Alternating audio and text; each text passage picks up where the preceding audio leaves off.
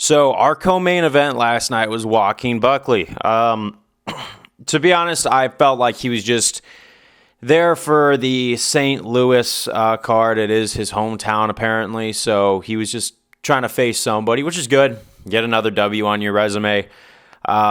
He was facing a guy who wasn't really top of the chain in the UFC, though, so of course, unanimous decision, but I still felt like there were times where his striking was a little sloppy.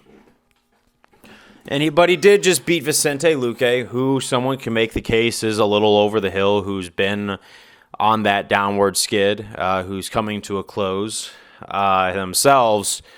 But it's still a good name to have on his resume. So by a rankings perspective, I just don't think it really made sense or it got him anywhere.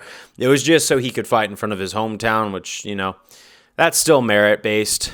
However, his call-out of Conor McGregor was interesting. Now, from a business standpoint, does this benefit the UFC? No.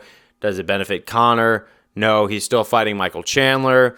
But I also don't think it would benefit Joaquin Buckley, because if Joaquin Buckley had that, distance management with his striking, which you could also put on the opponent for avoiding the strikes, Conor is just a way better striker than that. Now, is he the same striker he was at 155, 145? No. But if you're acting like all the tread on that tire is done and the tire that he's riding on is just bald, I think you're fooling yourself. Because that's the thing about guys like Conor McGregor, who just have these egos about them, who are insufferable. They always find a way to come back, and all they need is one hit. And let's say Conor McGregor beats Michael Chandler. He's going to say that all of his losses should have been wins, or they were all flukes or something like that. That's just how guys like Conor react. But I think someone with that personality and someone who probably still has just something left to give, if not to the higher rankings, definitely to the lower rankings, I think Conor still could get that done. But it's not really a realistic matchup, because it would be a former 185er fighting a 155er naturally. If Joaquin Buckley really wanted to have a test and someone who actually is close to him in the rankings, Michael Page would be a perfect fit. Now, on paper, I think Michael Page definitely wins this, because Michael Page demonstrated that he can move back and inwards and like go back and forth with the distance and just land a barrage of strikes.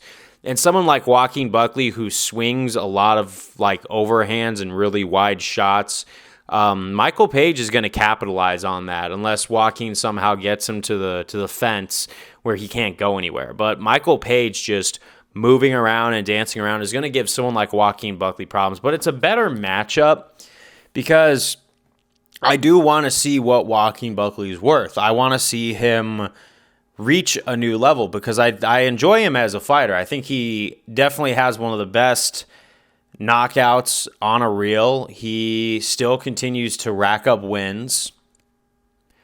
But, if Michael Page chooses to face Joaquin Buckley, that's perfect.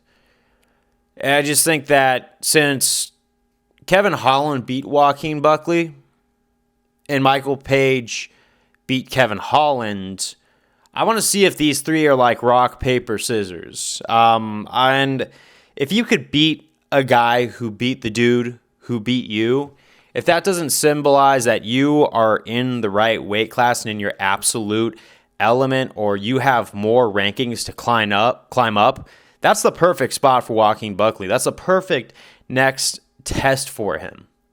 And honestly, if the UFC wants to do that, I feel like that would definitely be worth seeing.